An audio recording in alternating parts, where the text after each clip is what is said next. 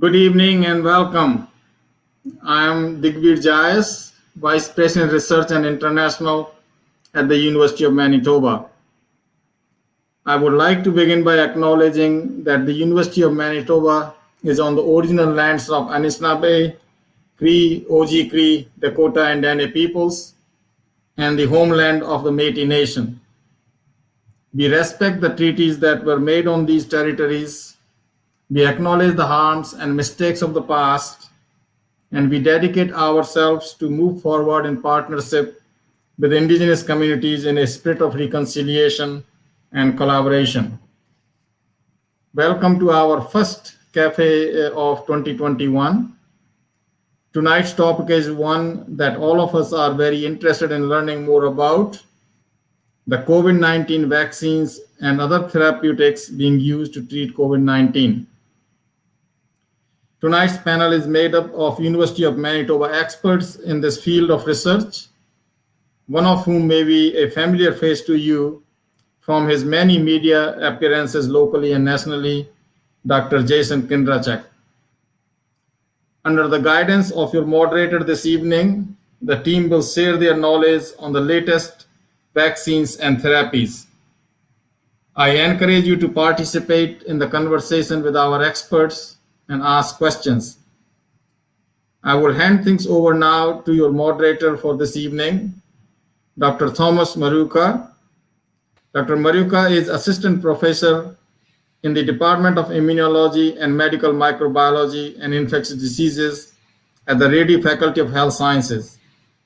He joined the University of Manitoba in 2014, where he now leads a talented team of researchers to study how the immune system responds to various infections, and in turn, how pathogens have evolved ways to block the immune system to establish infection. His lab is currently supported by funding from the Canadian Institute of Health Research, Research Manitoba, and the University of Manitoba. Dr. Murooka, over to you. Thank you. Thank you very much, Dr. Jayas, for the introduction. So, first off, welcome everybody to an online version of the Café Scientifique. It's great to have everybody here.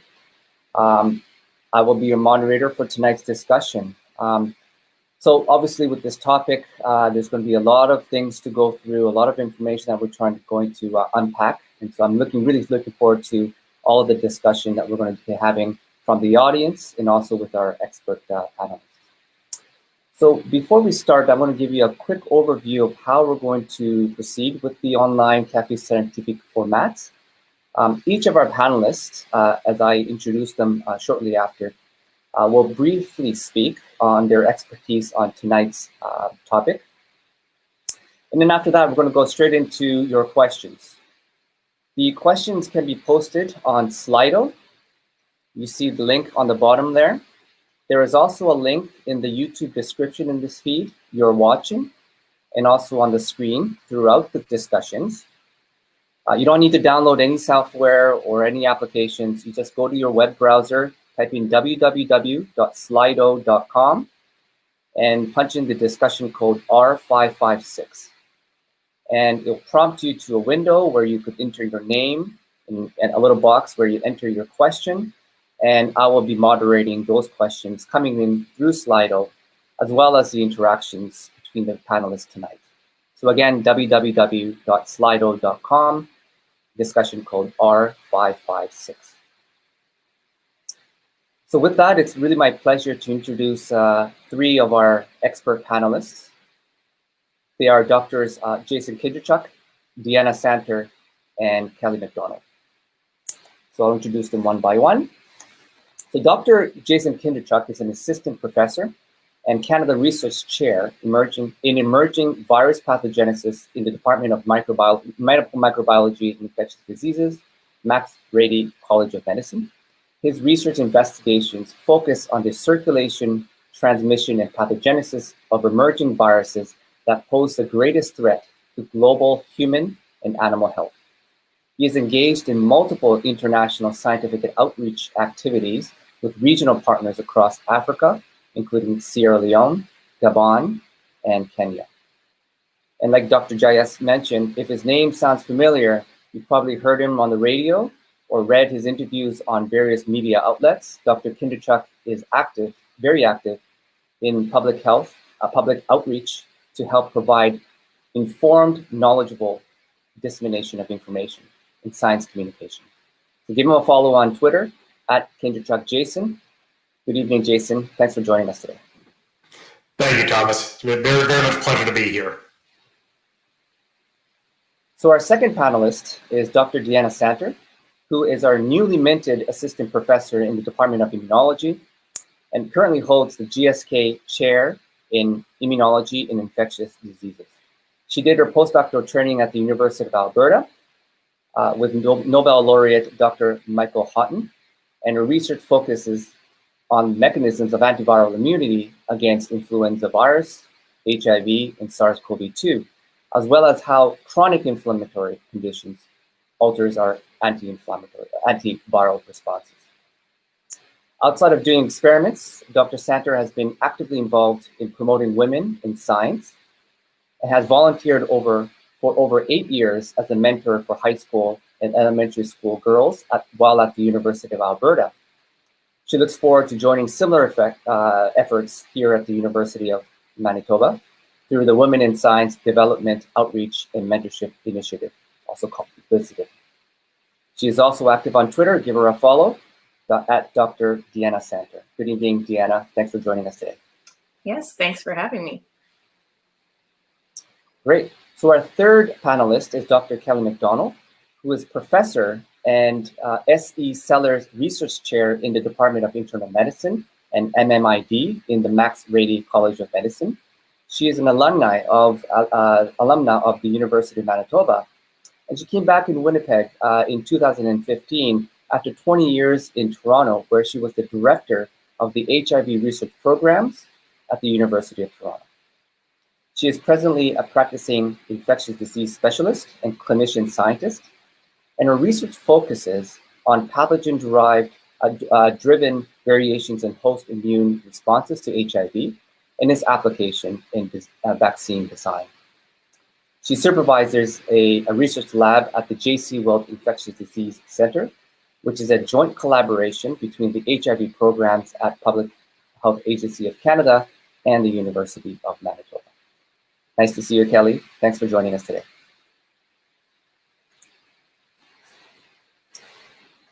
So next, we're going to jump right in, and we're going to hear from each of our panelists. We're going to kick things off with Dr. Kinderchuk, who's going to give us his introduction into the possible origins of this virus and our current understanding of how this virus spreads. Great. Thanks so much, Thomas. And listen, again, I just want to say it's a distinct pleasure to be here tonight. And it's always interesting being a virologist.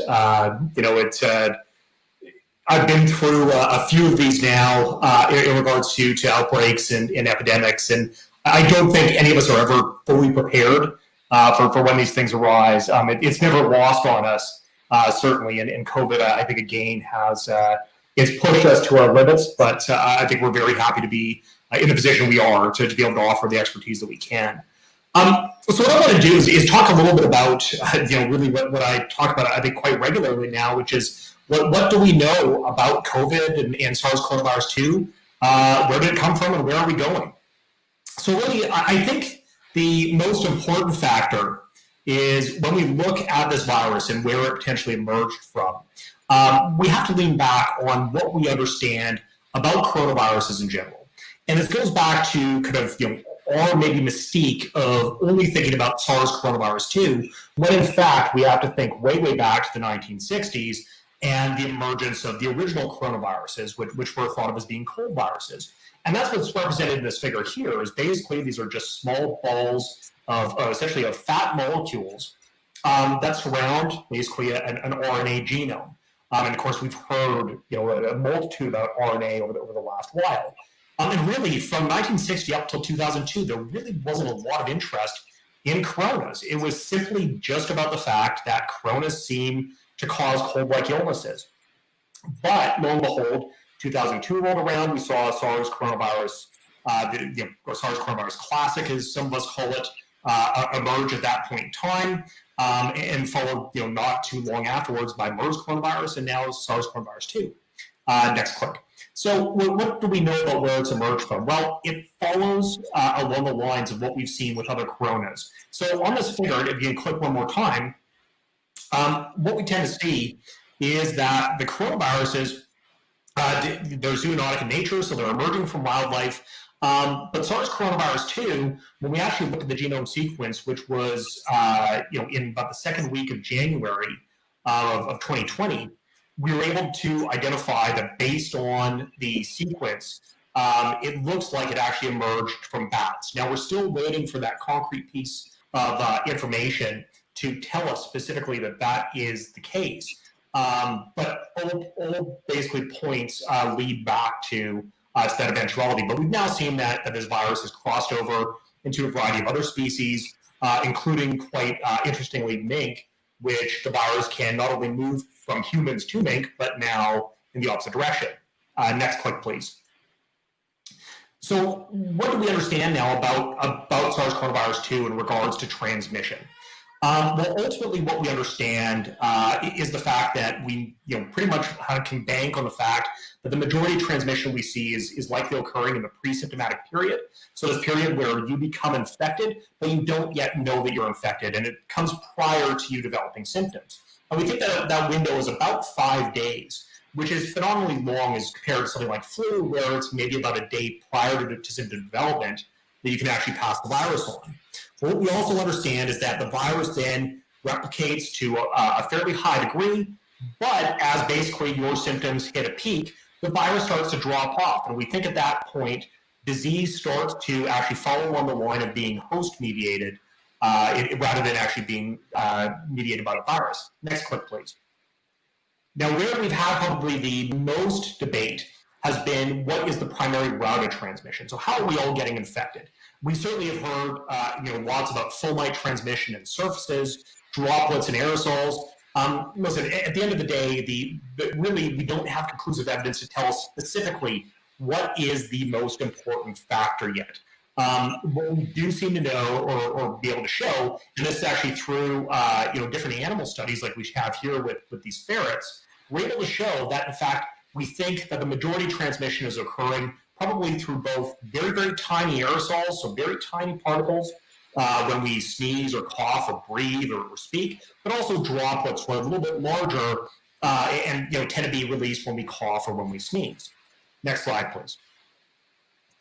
And really the question I think is on all of our minds is, well, where are we going with this virus? And in particular, when we think about variants, what is happening? Well, we have to think about the fact that this virus really emerged from a wild animal, we think likely bats, and spilled over probably into some intermediary animal and then spilled over into humans.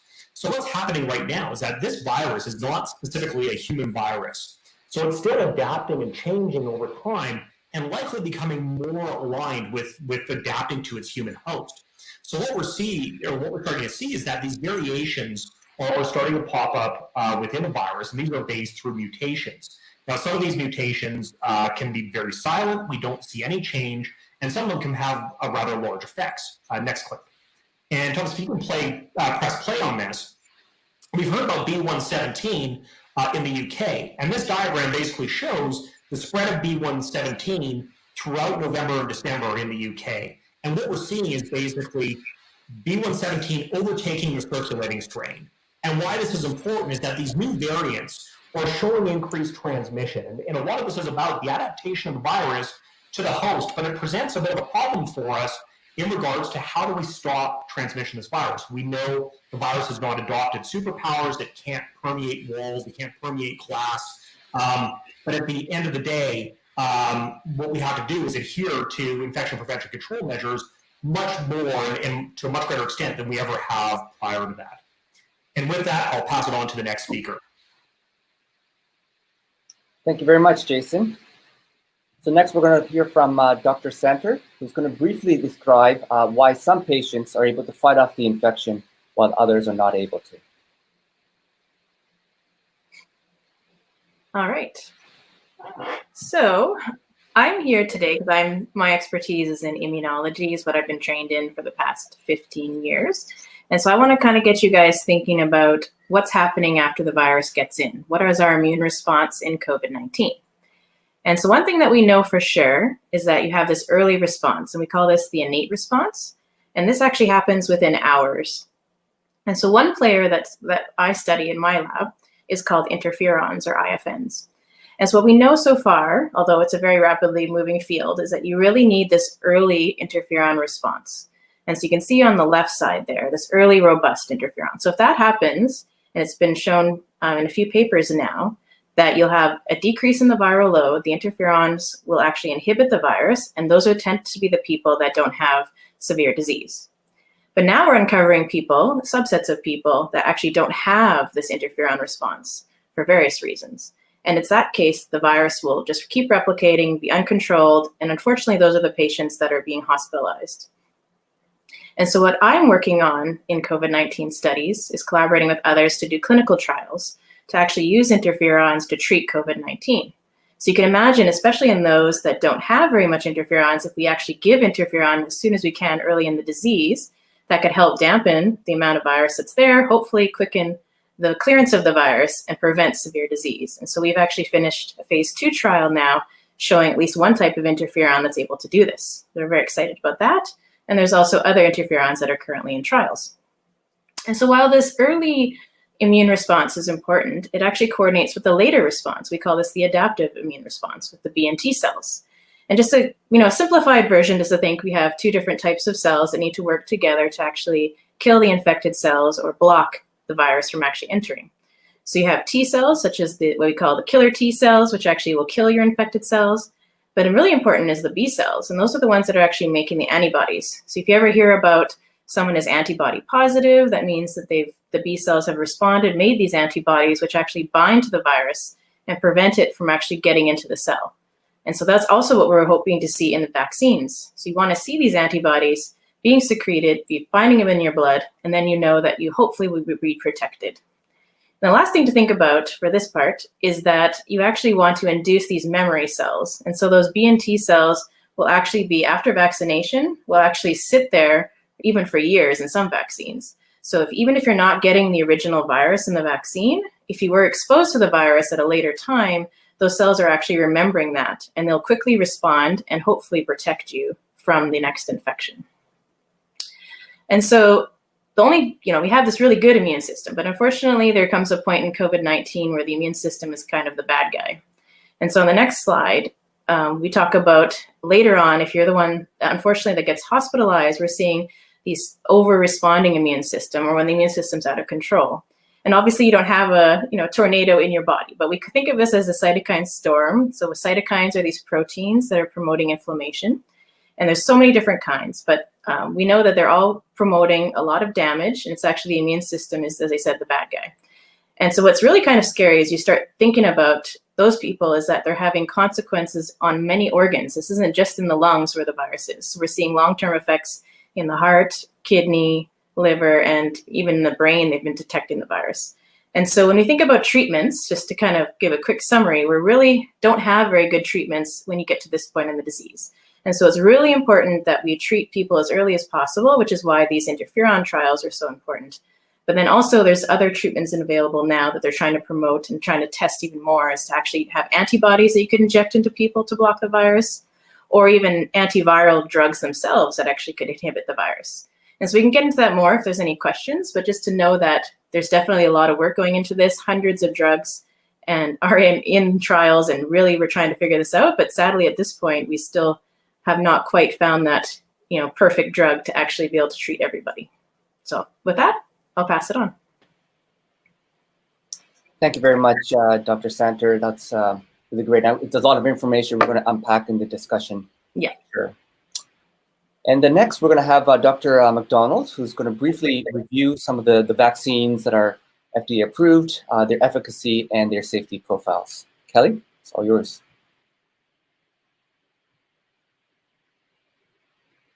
Make sure I'm unmuted this time. So first click.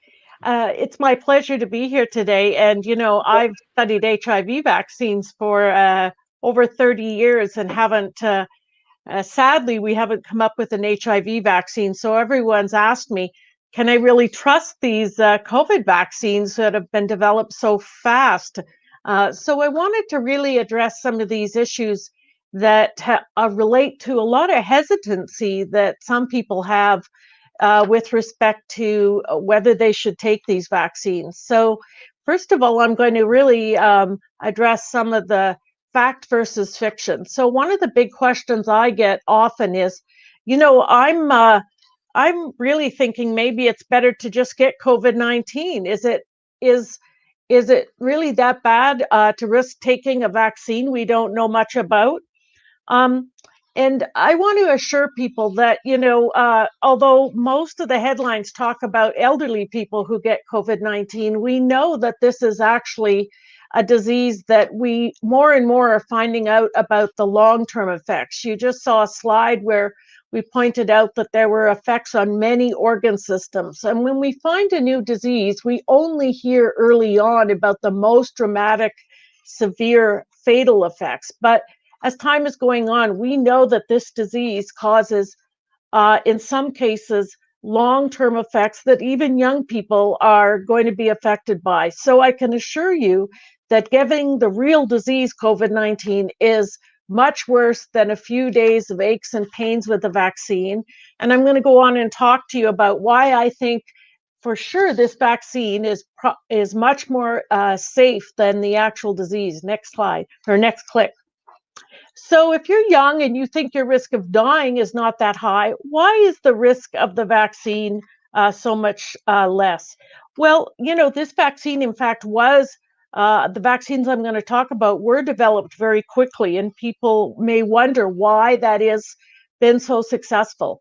And part of it is that, the biotech sector in the last 20 years is like information technology was in the 80s and the 90s. It has progressed in ways that we can't imagine. We have a capability today to make vaccines that we didn't have 40 years ago. And so when 80 countries in the world work on one new project altogether, this is what we can accomplish. The other thing is that both the manufacturing and the science end of this were worked on at the same time. And I think that's why we actually got this manufactured so quickly. There were no corners cut. That's a question that I often get. But had the science not been successful on the first shot, the manufacturing would have been a bust. So a lot of money would have been wasted. So there were chances taken from a money standpoint. Next slide, or next click. A lot of people say, I hear online all the time and on social media about drugs, vaccines, things in the environment that are very dangerous. And I hear that the government is not telling us that these things are so dangerous, that in fact, we're not hearing the real story. And, how do I know what's safe? Well, I ask people, where do you get your most reputable information? Most of us are pretty aware that social media can tell us information that is not always correct. So we have to be very careful where we get reputable information. Most of us know where we get the most reputable information if we want to buy something. We don't just go on social media and take the word or the testimony of someone we have no idea about their credentials. Well, the same thing goes for this. You need to go to agencies like the Center for Disease Control in Atlanta, the Public Health Agency of Canada, or other international agencies like the World Health Organization, reputable sources like this when you look for information. Now, you look for consensus amongst these organizations, but you need to look at science-based information. I think listening to information that's spread by rumor can be very anxiety-producing, and we got to look for where we get our information. Next click. One question I get asked, doesn't this new vaccine have DNA or RNA? Isn't that just like GMO foods? Isn't it going to change my genetic code? And that's actually an important thing. I want to make an important distinction here. RNA is not the same as DNA. And DNA and RNA only change your genetic code if they integrate into your chromosome. In this case, this RNA is just like giving a protein, because what it does is it feeds your own system the machinery to make a protein for you. And it's actually a cheaper way for your body to manufacture a protein. So in fact, we're not changing your genetic code. It's not genetically modified anything. And in fact, it's a good question for you to ask. And I tell people it's a good question to ask. It's important to ask questions. And that's the real answer to that question. Next click. What about how they manufacture these? If you have religious or other beliefs about how these are manufactured or concerns, should you be concerned about these? Are these made with monkey cells, fetal cells? Is there calf or bovine serum that you don't want to be in your vaccine? Well, I can assure you that none of these things are in these vaccines. In fact, that's one of the reasons that these RNA vaccines are cost effective. And that's one of the reasons we've been able to manufacture these in large quantities so quickly. So those are actually important questions for some people, and those are important questions that need to be answered. And it's important to get those answered from reputable sources. Next click. I'd rather wait and see what happens to everybody else. After all, it's hardly been tested on anyone yet. Well, actually, these vaccines have been tested on 80,000 people between the two trials of the two vaccines that are now licensed in Canada. 80,000 people who've been carefully followed for every sign that they could possibly get. Every ache, every pain, every rash, every headache, every episode of diarrhea. I can tell you that for most drugs that are tested, they're tested on fewer than a few hundred people. And the bar for vaccines to be tested on is a very high bar. So in fact, this has been a very exhaustive testing process, but the testing isn't over yet. Doctors have to report any symptoms that they have, any question that people have with respect to vaccination that are adverse symptoms. So it is reasonable for you to go forward to be vaccinated. And there's another reason to go forward.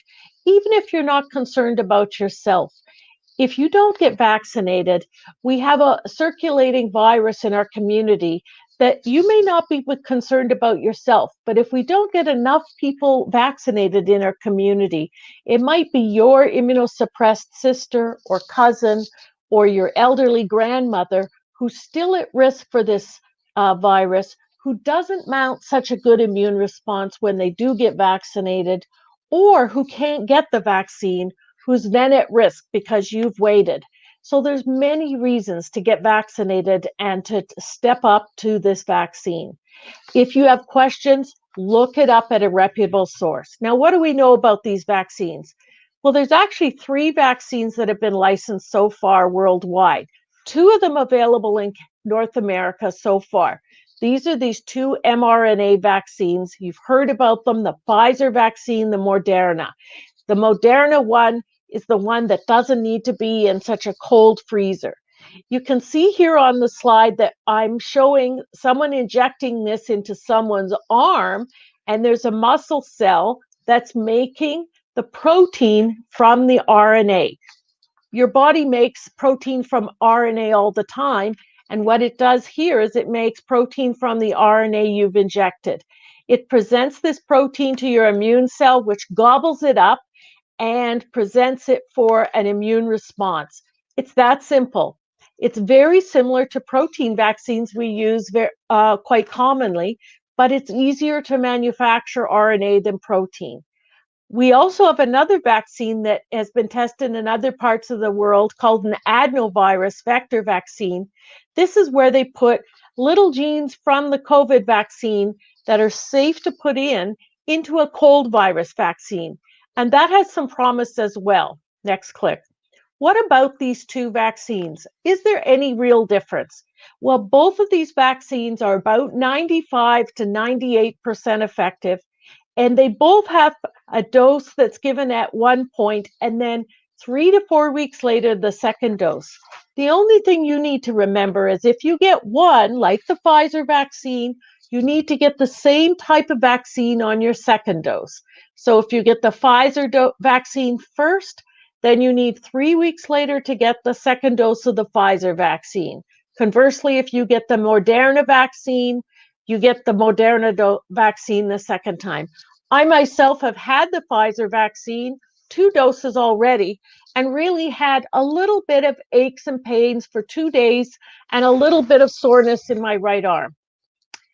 Why should we all protect those at highest risk?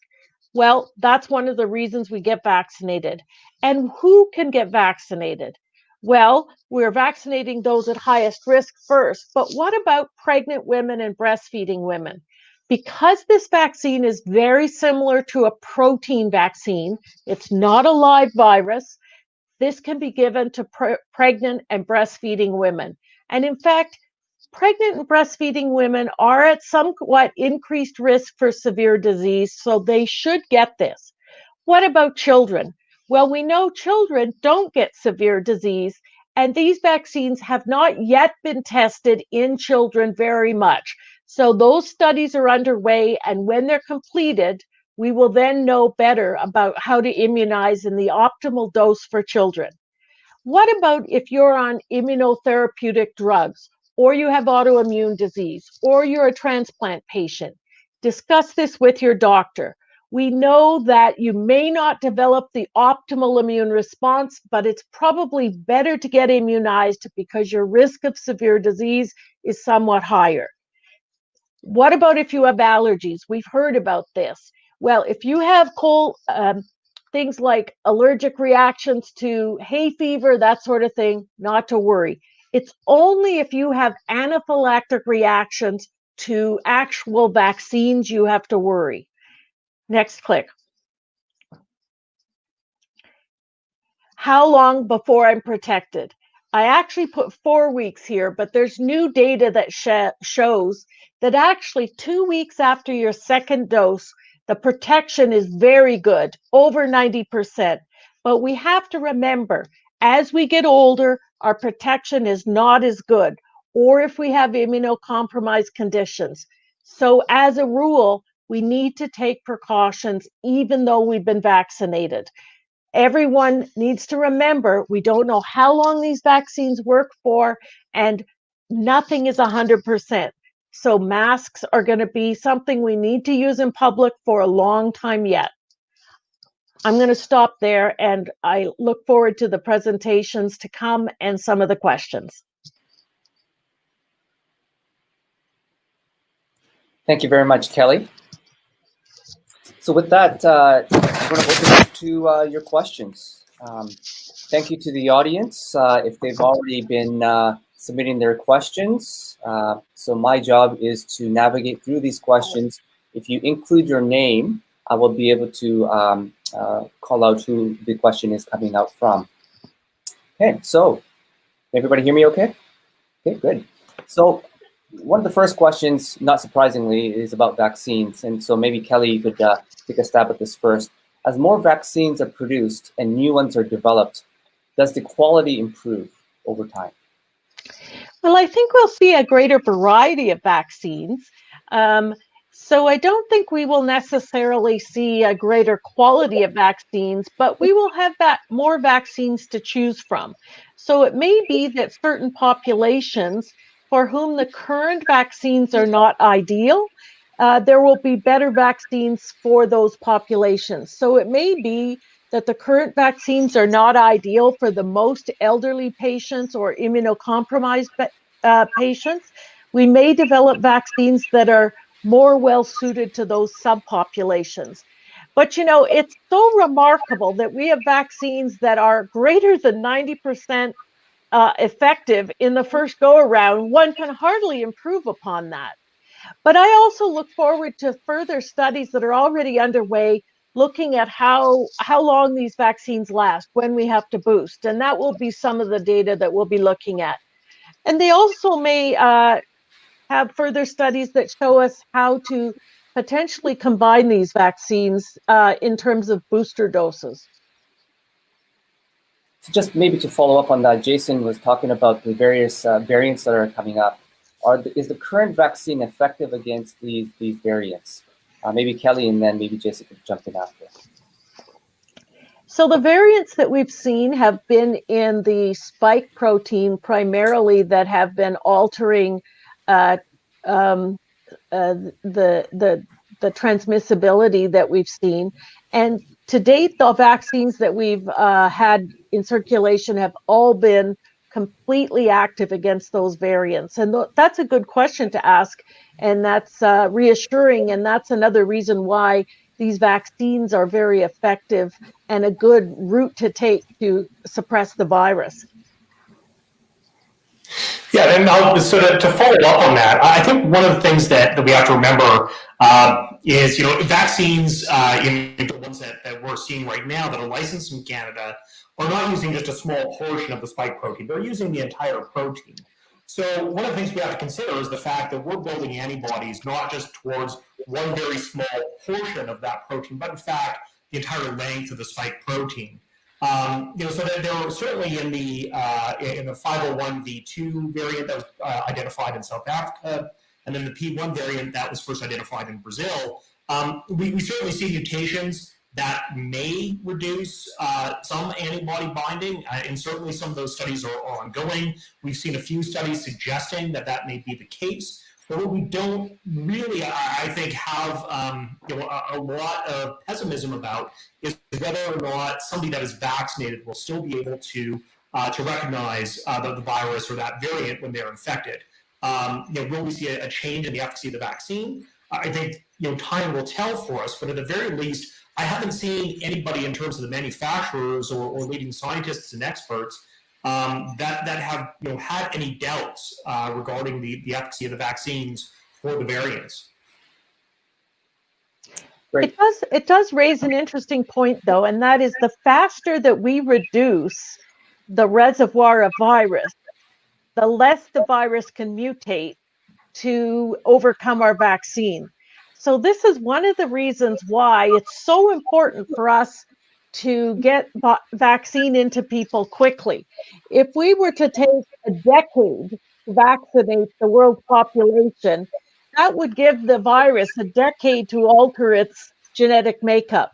But if we take 3 years to vaccinate the world's population, it's a very short time for the virus to make all those mutations. So the faster we reduce the genetic reservoir of the virus, the better. Thank you for that. So we're actually getting quite a bit of question on this. It's from Laurel. After I am vaccinated, can I still spread COVID, and how? That's an excellent question, and it's a point that is being studied extremely intensely. So the primary endpoint for all 3 vaccines that have been through phase 3 trials has been what we call clinical disease, where people got clinical symptoms of COVID-19. Ache, chills, shortness of breath, headache, lack of taste, lack of smell. Only one of the trials formally studied secondary spread, and that was the adenovirus trial, and it was only studied in a small subset of patients. So now they are going back to the 2 mRNA studies and more formally studying this secondary question. There is definitely some evidence that asymptomatic carriage is reduced, but it is not clear to what extent it is reduced.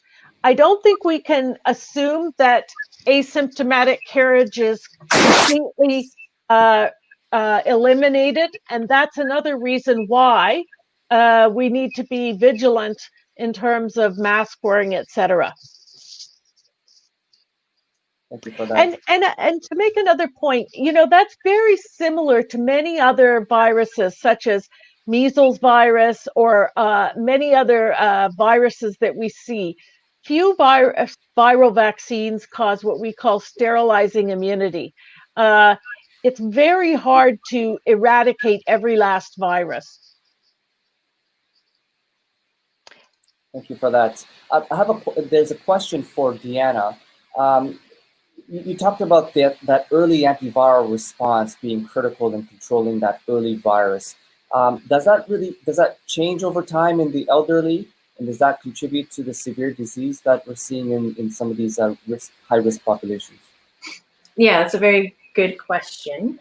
So when it comes to interferon as well as the adaptive response, there's a lot of really interesting work how as we age, our immune system changes quite a bit. So we have different amounts of populations of naive cells that have never seen virus. As well, they've shown that you actually make less interferon as we age. And so in both cases, that's again why vaccination is important, because you need to have that boost that we may not get from a natural infection. And so, yes, definitely both the interferon and the B and T cell response decreases as we age. Okay, thank you for that. So I have a question here from Jamie Davidson. After my second dose of vaccine, am I still a carrier of COVID? Does it live in me for a certain amount of time and infect people around me?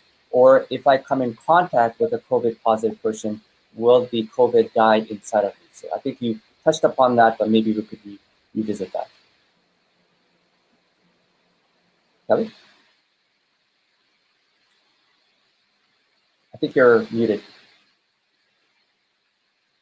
Sorry, I was trying to get rid of some noise in the background there. Can you repeat that question, please? Sure. So after my second dose, this is a question from Jamie Davidson. After my second dose of vaccine, am I still a carrier of COVID? Does it live in me for a certain amount of time and infect people around me? Or right. if I come in contact with a COVID positive person, will the COVID die inside of it? So I think that's some clarification needed. Okay, so there's two scenarios there. One is if you've had COVID-19 and you get vaccinated after you're infected. So the vaccine, we don't recommend that you get vaccinated right during an active infection. We advise that you wait 2 to 4 weeks after infection as a minimum before you get vaccinated, because your body's making quite a lot of immune response right then. So that's the first thing. And your body is fighting the infection pretty effectively there. We also know that your body, we can find a little bit of the viral RNA, but your body is pretty much shutting down shedding a virus by 10 to 14 days. The second thing is, if you get vaccinated, we know that it's possible to get what we call subclinical infection, where you get an extremely mild infection just in the nasal mucosa and shed it.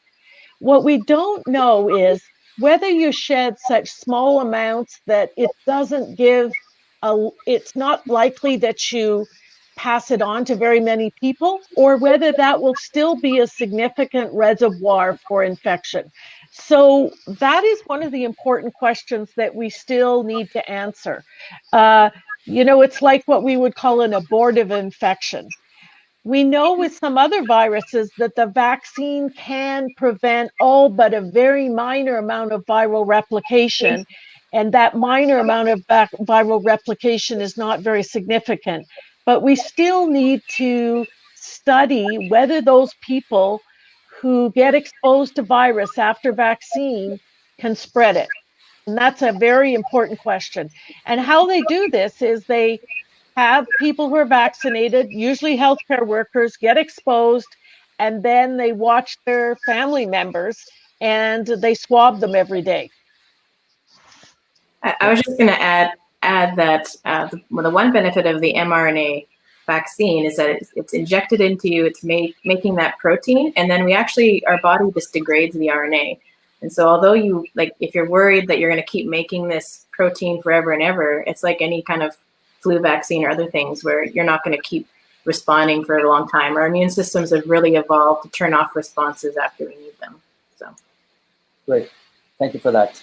I have a question here for Jason from Kevin Coombs. Seasonal influenza is very much lower this season than normal. Some of this potentially can be attributed to social distancing and mask wearing during COVID, but are there other considerations that can explain why flu incidence is so low? This certainly is true for my family. Yes, it's always a pleasure to hear from Kevin Coombs, and I look forward to seeing him when I get back to Winnipeg. But listen, this is a great question, and certainly it's been, I think, a topic that we've thought about since the springtime. We started talking about this idea of a twindemic that we could see in a full time in North America, and certainly through the summertime, we didn't see indications of that in Australia as they went through, kind of their traditional winter season and flu season in the southern hemisphere. We dodged a big bullet, certainly, and of course the book is not closed yet on the season, but I think there's a couple factors. Certainly, social distancing and masking, I think unequivocally have had a massive effect on it. But we also have to consider a couple of other things. Certainly in the US, we have seen an increase in influenza vaccinations as well this year, probably more so than any other year, because of the fact that the messaging was so strong and so strong for advocating to get vaccinated against flu, that I think, again, what we're seeing is really the benefits of vaccination. So, I think for us, we have to consider that there are some activities that we're doing insofar as infection prevention control that are likely helping our behavioral standpoints and activities that we're changing and adapting to. But also some of the different lengths that we're going to. Listen, we know right now, and in my own family, certainly we had a period a couple of weeks ago where we had my daughter and my wife both had mild fevers. We didn't take a chance. Immediately, we all stayed home, and that included me. We went and got tested.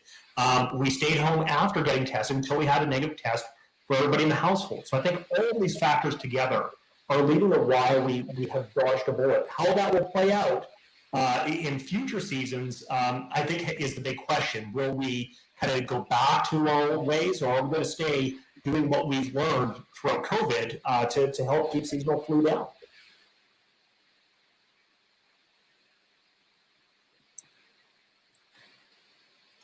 Got to do that unmuting. Interestingly enough, in Manitoba, we are now starting to see, I'm echoing a little, we're now starting to see RSV. Am I? No, we can hear you. Yeah.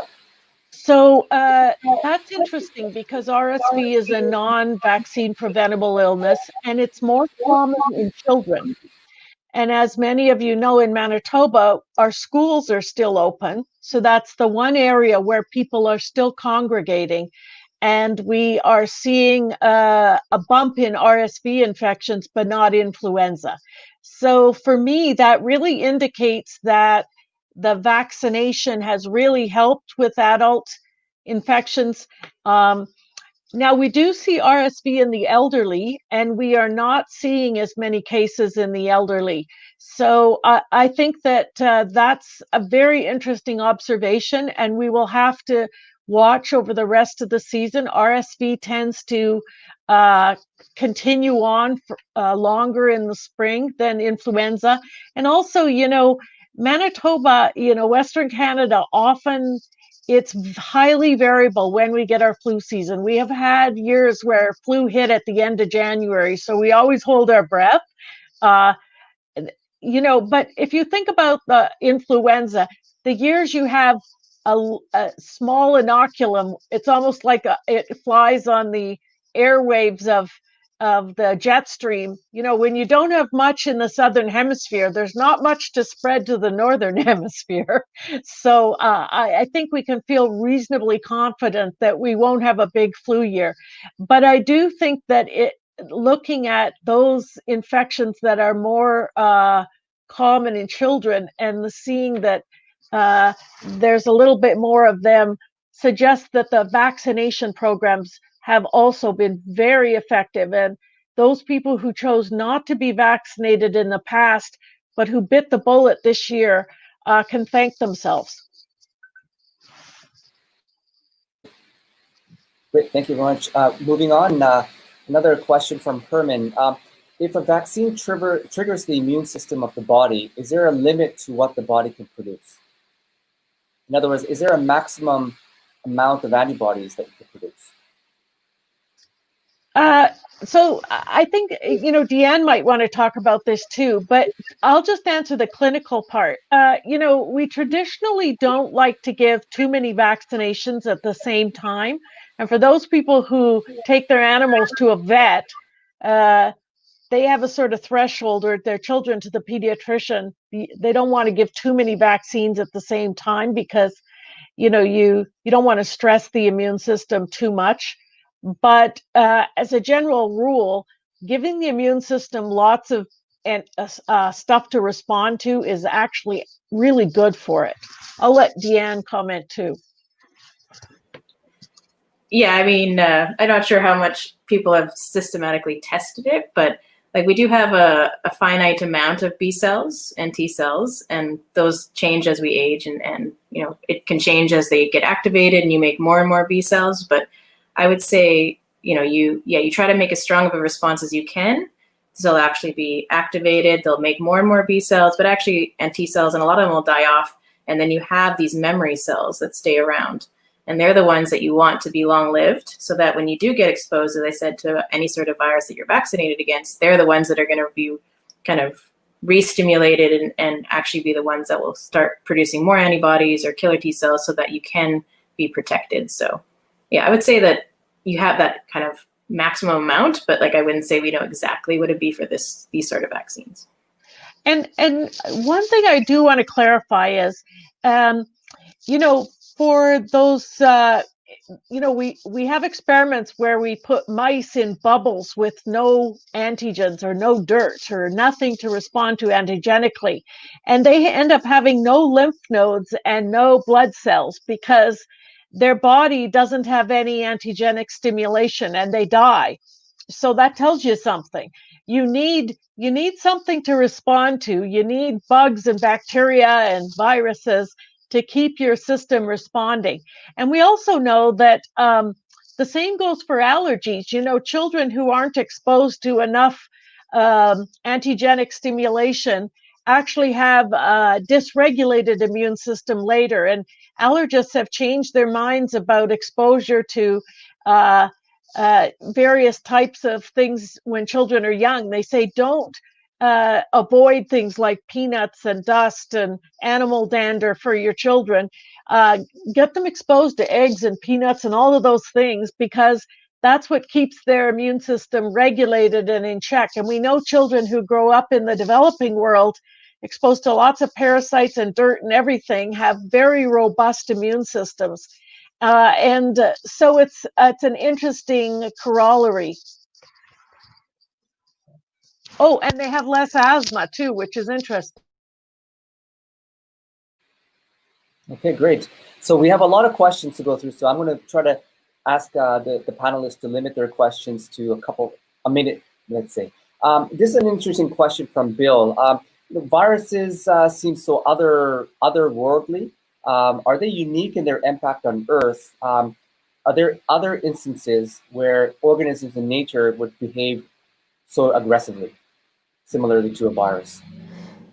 So I'll jump in on that. I think when we think about what viruses are doing, we often forget to talk about what bacteria are doing. And I think when we think about organisms that adapt and are able to cause infection and able to subvert immune responses and subvert therapeutics, I mean, bacteria to me are probably unequivocally the kings of the pathogen world. They really have no equal in their ability to change and adapt in milliseconds. I think really tells us what we're up against.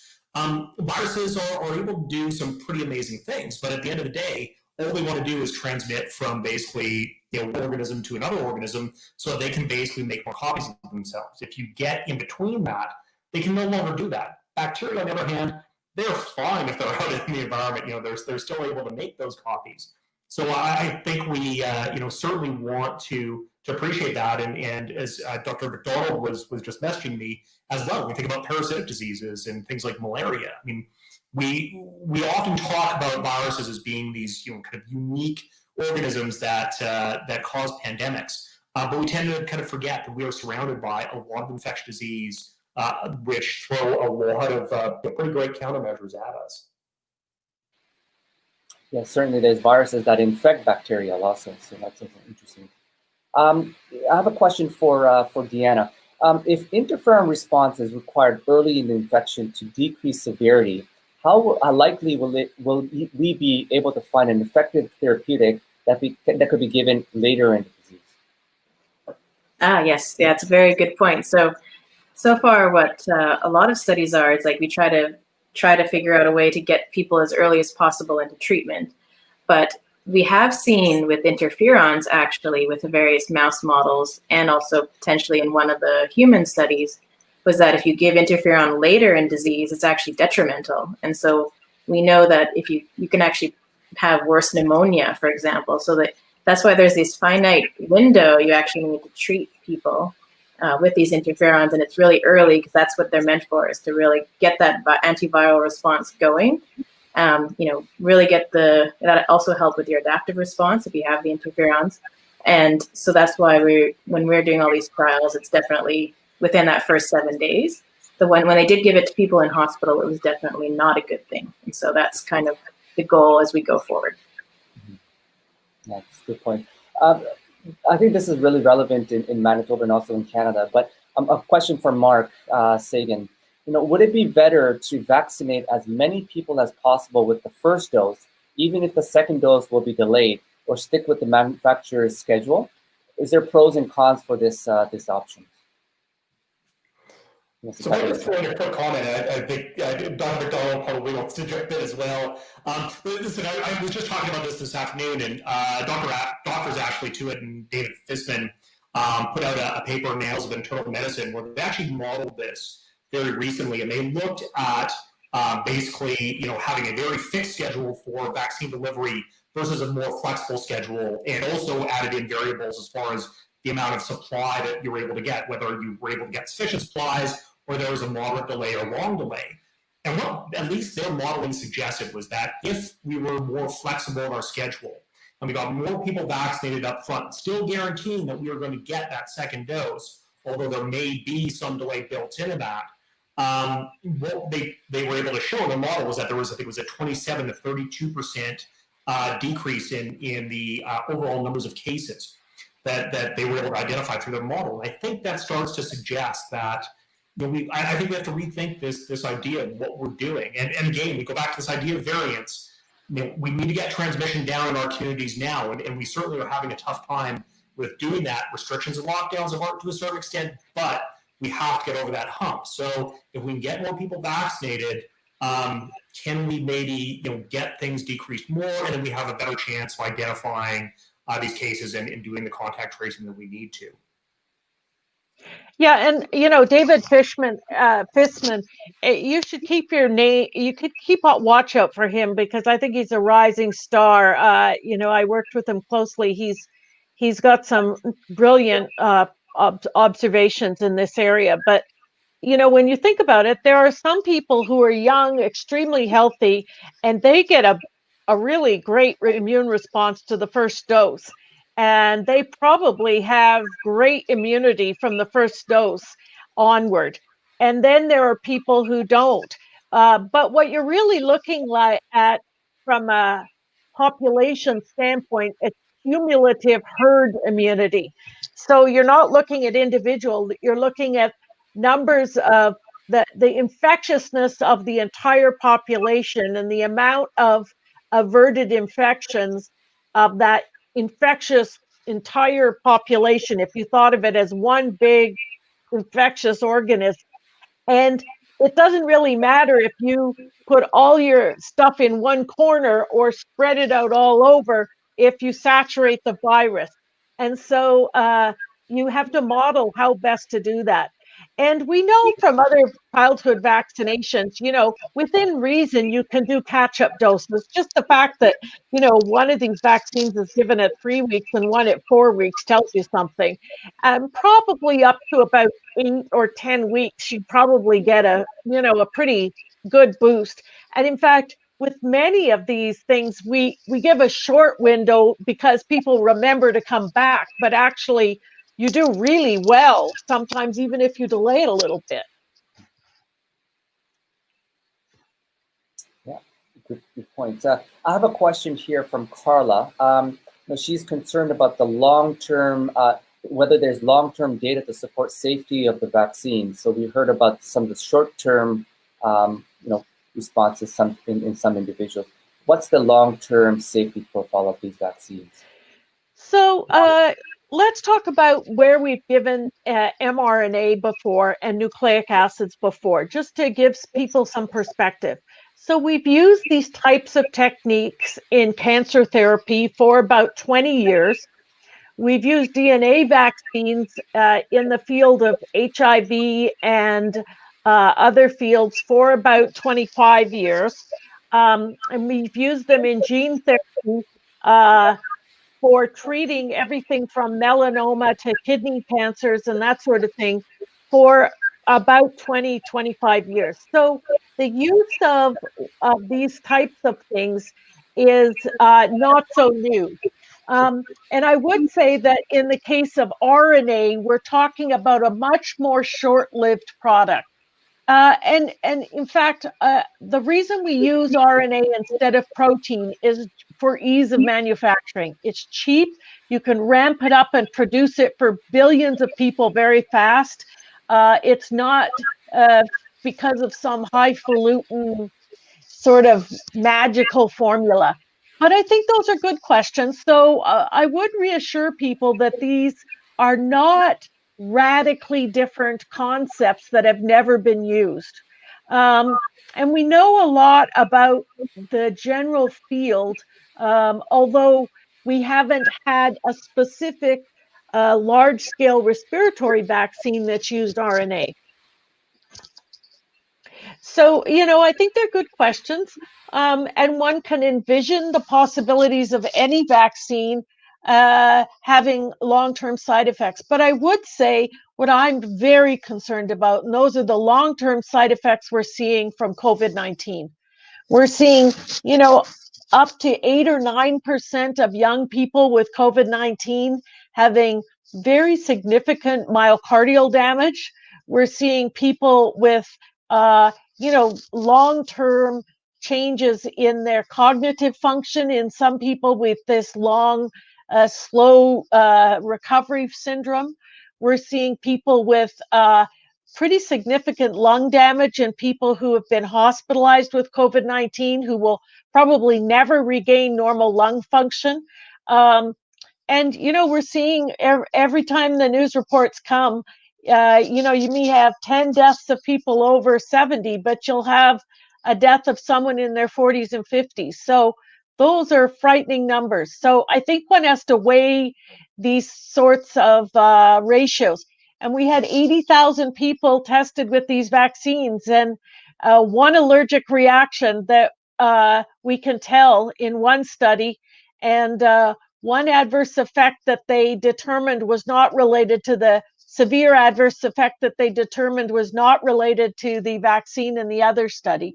So, but we continue to watch very carefully, there's no question. And we do that with all vaccines. So maybe to follow up on that, Colleen asks, should we be concerned about asymptomatic spread in children? And is there any clinical trials testing the vaccines on children? Do you see them getting these vaccines in the future? So the Moderna vaccine is now being tested in children under 16. I'm not sure about the Pfizer vaccine. The Moderna vaccine is being tested more extensively on children under 16. And I would say also that the Moderna study had about 25% of their patients in their study were over 65 years of age, and about 20% of their patients, even under 65, were people with significant comorbid illness. So those are actually important things to look at if you have other illnesses. So that study did look at people who had significant health problems, and they still got good responses. So we will probably have data within the next 9 months on the children in the Moderna vaccine. And having said that, children do get this inflammatory syndrome, particularly children above the ages of 7 or 8. And so for those children between ages of 6 and 16, this will be, certainly something that they should be candidates for. Yeah, thank you for that, Kelly. There's a question for, I think, Deanna, from Herman. So what has been the evolution of like treatments of COVID-19, and do you think the outcomes of some of these treatments are getting better over time, or are we still at ground zero? Yeah, I was looking back at a review article where one of the sentences was, a year later, and sadly, we haven't made much progress when it comes to treating severe COVID. So this dexamethasone, which basically dampens your whole immune system, is really our only shot right now. They are testing these antibodies against cytokines, or these inflammatory markers, and there's have been quite a few trials going on that. Unfortunately, it seems like blocking just the one protein out of all that tornado is not going to be super successful so far. There's been like some cases where they're seeing associations. So when it comes to severe COVID, I still think we have a long way to go. I do think there's a lot of different antiviral drugs coming into the more testing. I think you can look at charts and there's like hundreds of these being tested. And as I said, like the interferons, and then also actually injecting antibodies that will neutralize or block the virus. If it's given early, I do think that is something as well that we should be considering. And really, it's only been a year. So if you think about HIV or RSV, even, we don't have a treatment for that. So it's actually, as Kelly had said, like this is an amazing progress in only 1 year to be at this point still. I'd like to say there's a lot of promise in topical agents too. We have learned a lot about the microbiome in the mucosa, and there's some very interesting studies going on looking at, how you can resist viruses at the level of the mucosa. And those are areas we never previously would have even considered. So antiviral compounds at the level of the mucosa, those sorts of things. So I think those are very promising areas as well. And what I'll just add is, from a research standpoint, listen, we've been, I think anybody that's heard my interviews knows that I'm in Saskatoon for a year, helping out with COVID research here. Listen, in our animal models, we're struggling with therapeutics. Vaccines, vaccines work very well. Therapeutics, it's a little bit more difficult. I think it goes back to that, that primary diagram that I've shown in regards to what we understand about the disease process for humans. There's that 5-day, Brown's 5-day pre-symptomatic period where virus is basically increasing. All of a sudden, it hits a certain threshold. Now you get symptoms. And by the way, shortly after you get symptoms, the virus hits its peak and then it starts to drop off. Well, what happens then is that by the time that you actually recognize that you're infected, you have a very, very short window to basically go in and get a therapeutic and try and drive down the virus. And the question right now is, has the virus basically gotten to too high of a level where as you throw more and more antiviral at it, you're still not able to achieve what you're trying to? And I think that's where we're struggling. Certainly it's a question that goes on, but again, one of our greatest ways to defeat that and get around that is to get people vaccinated and get transmission levels low in our communities. That way it buys us the time to be able to figure out therapeutics for the time being where we maybe still see people that are showing up in the hospital with infections. Yeah, so the other thing that, just to add one more thing, when it comes to these interferon trials, we're also starting to see in various different groups the idea, if you know that someone in your family has been infected, then you actually could offer interferon to those, whether it's in a long-term care home or in a family member, because then you know that we call it prophylaxis, right? So you can get that one shot of interferon, boost your response, and then hopefully, so like even then, that'll be in what you said, Jason, like then you're preventing it before it even really gets going. So I think that's going to be the next step that we need to think about. There's a very interesting intervention that was originally used for Staph aureus carriage in the nose called phototherapy that's being used anecdotally, and it should be studied more. And that is a therapy where they have this little wand that goes in the nose to reduce colonization with viruses and bacteria. And it's actually very effective in reducing bacterial colonization.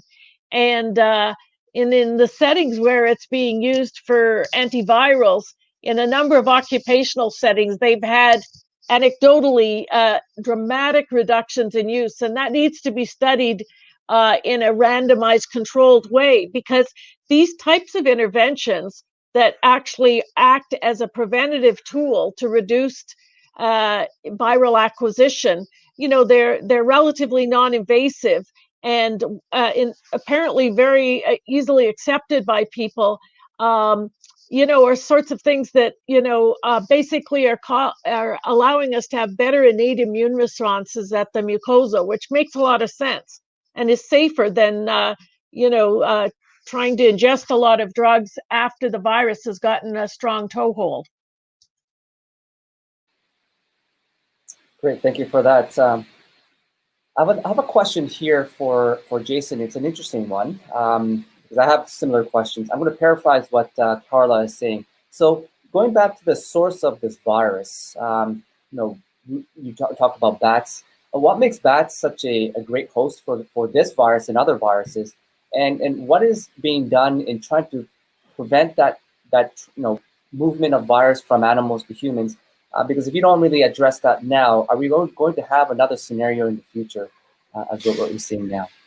Yeah, it's a great question. I mean, listen, my easy answer for why bats is that, listen, as cute as bats are, and I think they're one of the more magnificent animals, they have an extremely complex immune system. And something that I think we're just at the precipice of starting to understand. And really, bats have basically been able to evolve over years and years and years to basically modulate their immune system to these different viruses. So what we end up seeing is kind of this almost symbiosis between these different viruses and bats, and it spreads right across all different bat species, which is pretty amazing and pretty unique. In regards to what we can do, this goes back to some of the work that I've done and continue to do with Ebola, and what we're doing now is, how do we basically try and stop these spillover events from occurring? But the problem is that, listen, it's not every bat in a community or every bat in a population that's carrying the virus at any one time. So we have to try to look at ways to minimize the potential for those spillover events to occur. Can we go into communities and say, simply don't be around bats, don't eat bats, don't consume bats, try and not, maybe change the way in which you're developing communities? Some of those things are achievable, but at the same time, we have to have alternatives, in particular within low and middle income regions of the world. So I think a lot of it is trying to get back out from a science communication standpoint to be able to talk with people about what to do and how to interact with these animals. But certainly we're seeing some movement towards this idea of looking at different types of vaccination strategies where you could actually target wildlife as opposed to humans. We've seen this with Ebola rabies combination vaccines, where they've at least seemed to be efficacious within non-human primates, and there's some hope to be able to provide this out into the wild. But I think our greatest advantage to doing this still is to try and better understand how we interact with these communities. And I think part of it goes back to this idea of understanding what we thought maybe were chance events. Some of the work from Eco Health Alliance recently and looking at bats in China for the last few years has shown these actually aren't that chance events. We see that in villagers that live close to bat populations that have high amounts of coronaviruses, we see about 3% of those villagers testing to be seropositive for bat coronaviruses. What that means is that those viruses are spilling over. They're not necessarily ones that cause disease in humans, but the frequency at which they're spilling over is maybe more frequent than what we had anticipated. And I think that leads back to this idea of behavioral change. So Jason, you bring up something interesting, and that is that, it's just like HIV and SIV spilling over to humans.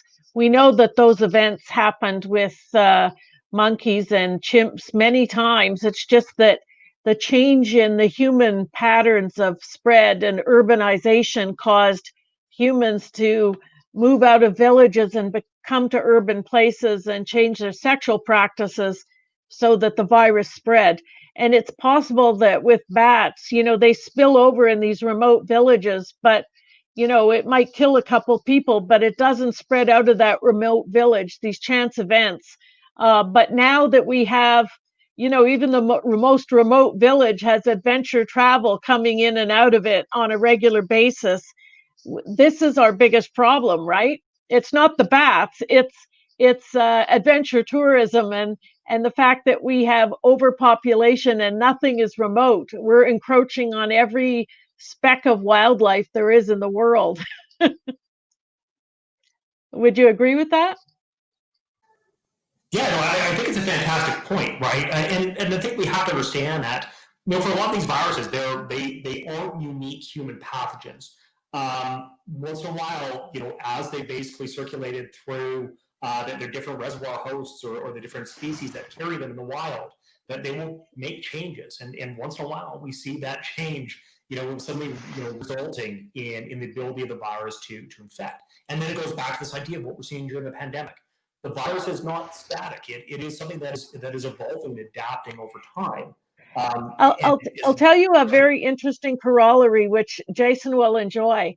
I got invited when I was working. I lived and worked in Kenya for many years. And so on a trip back a few years ago, I got invited to go to a camel market in northern Kenya and collect blood on camels with a vet friend of mine. Because they were interested in the spread of MERS-CoV amongst camels. And this camel market brought together camel herders from 3 of the biggest regions of northern Kenya. And they checked the blood of all these camel herders and the camels.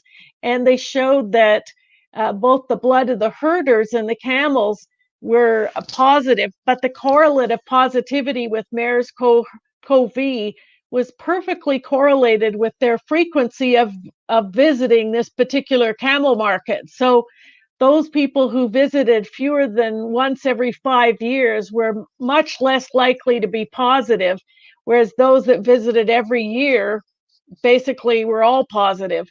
And although all the camels and all the camel herders who were young and healthy were completely asymptomatic for MERS-CoV. And it looks like across North Africa, MERS-CoV is completely, it's endemic in all the camels across North Africa. So, we have some interesting, we changed, they import 2 million camels a year to Saudi Arabia from East Africa. And that's where the world epidemic of MERS-CoV is. Because, if you have type 2 diabetes and you're elderly and immunosuppressed, it's a different illness than if you're a young, healthy camel herder. Okay, great. Thank you for that. So we still have quite a bit of questions. We have maybe 10 minutes left, so we're going to go through the lightning round. One of the questions is, how likely do you think this virus becomes another usual circulating virus? I know there's the vaccine for it, but what are the clues that are pointing one way or another? Maybe, Jason, you want to lightning round? Sorry, can you repeat the question, Thomas?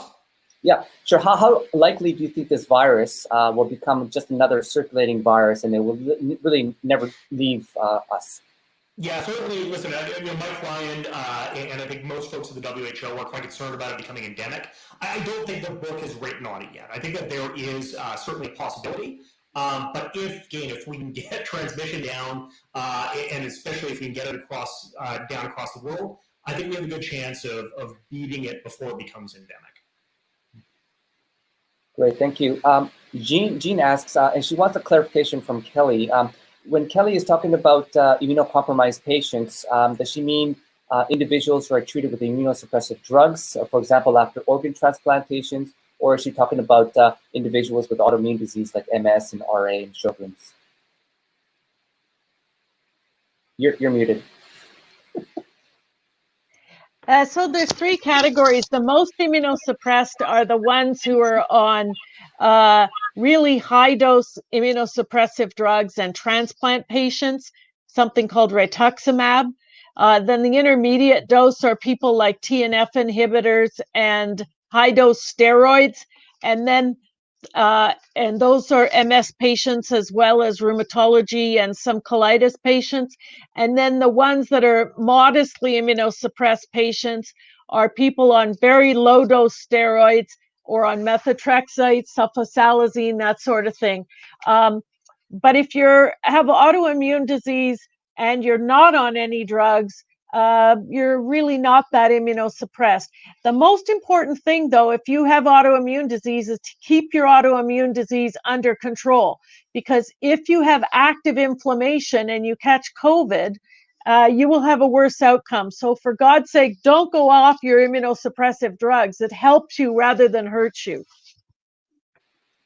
So to follow up on that, Leah is asking about, is there any ongoing trials or planned trials for testing these vaccines in individuals like immunocompromised individuals? Yes, there's a very good study. Rheumatologists and GI docs and also neurologists who treat these kind of patients are very well organized. They have a worldwide alliance now that's doing a registry of all patients who've gotten COVID, and they're following their outcomes. And it's the good news is that the ones who are on this intermediate and low category do remarkably well if their underlying disease is under control.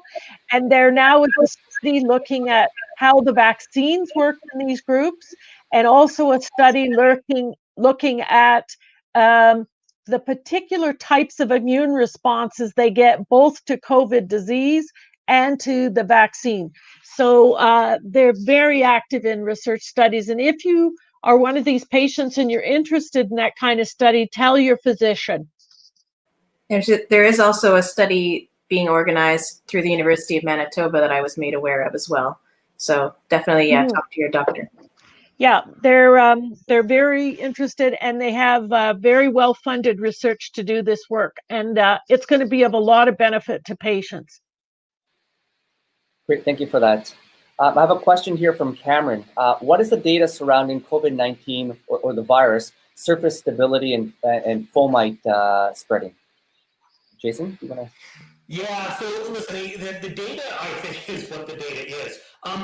For surface stability and for, let's separate it up. Surface stability is quite high, depending on what type of surface it is. So things like paper or cardboard, we saw a little bit less surface stability than something that was, much harder and smoother material like ceramic or plastic. The fact is that when we look back at what's driving the pandemic, I think we can basically, really reliably say that it's not fomite transmission that's driving it. The contribution, though, of somebody that is touching a contaminated surface and touching their face or touching their mask and then happen to touch somebody else, I don't think we know that yet. But at the end of the day, we have to remain conscious that even if that's a small portion of cases that are, we're seeing transmission in, it is to our advantage to try and reduce those as much as possible. That's probably why you're not getting influenza and the common cold, though. Because they are well implicated in those other things. Great, thank you for that. Maybe this is one for Deanna. Tammy asks, is there a way we could test the immunity strength in a person or build it up? In other words, if somebody is getting the vaccine, how do you test whether that individual has built that immunity or not?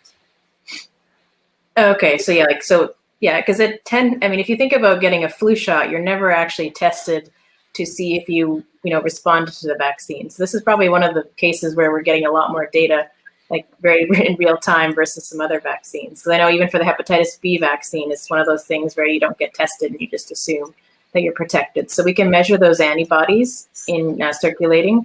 We're actually doing immunology studies. We take out your blood and we can actually re-stimulate them and see if you respond. And actually, then see that would tell us that you had those memory cells. But in more cases than not, it's measuring the antibodies, which should actually, the latest data I saw was they were lasting outwards of 8 months post being naturally infected. So we do hope, and again, we don't have all that data yet, but we do hope that these vaccines will last long term, but we have to kind of wait and see. And is there a target amount of antibodies that you want to generate to have a protective response?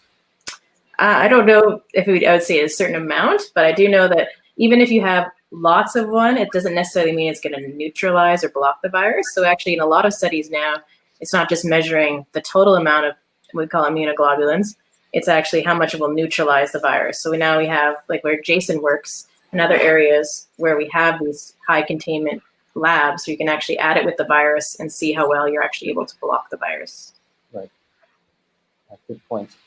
I have a question from Sam Kung. Do you think that the science we learned from this COVID-19 can help us better prepare for future outbreaks? Who wants to go with this? Listen, I'll throw my comments in, and thanks, Sam, for the question. It has to. And I say that as a member of the public and a civil virologist.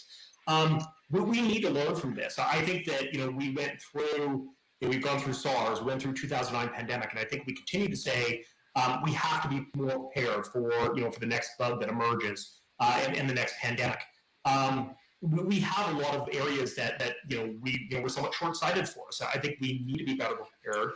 And this doesn't just include the idea of having additional laboratories. This includes things as basic as ensuring long-term care facilities have the personal protective equipment and the different types of diagnostic testing that are needed as we move forward.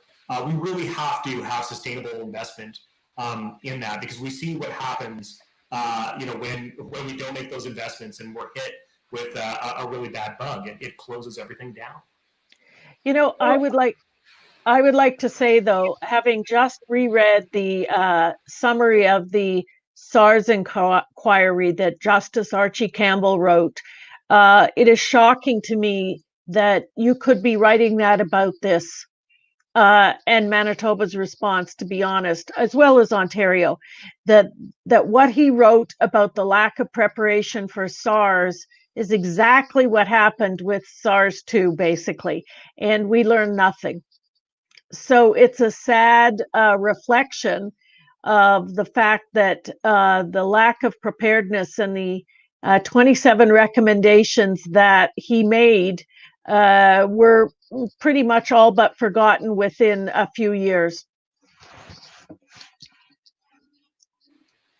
So we need to do better, and it's up to all of us to make sure that, and it's not because our public health and physicians don't realize, it's because we have politicians who are working on very short timelines. Yeah, thank you for that. I'm not really ready for another pandemic, so let's keep it at a minimum. Yeah, so, we need to be able to go to our cottages and do some traveling and see our family and friends, and absolutely. We need a breather. Absolutely, great. So thank you very much. I think we've gone through all of the questions. I think you guys did a fantastic job. So I think we're nearing the end. I think we should wrap up. So again, thank you very much to our expert panelists. And I remind everyone, get your information from a reliable source. Remember, nothing's perfect, but these vaccines are much better than getting COVID-19. Right. So on that note, I'd like to thank again the audience for sending out the questions. Hopefully this was very informative. Certainly I learned many new things tonight. I'm going to have a plug here. Tune in again next month. February 25th is our next Café Scientifique, and that's titled Meth and Mental Health in Manitoba. And details on this and other Café Scientifiques can be found on the website umanitoba.ca, Café Scientifique. All of the links to videos as well as this one will be posted in the next few days. So again, thank you very much to our panelists. Thank you to the audience for your attention. Good night. Stay safe. Thanks, everyone.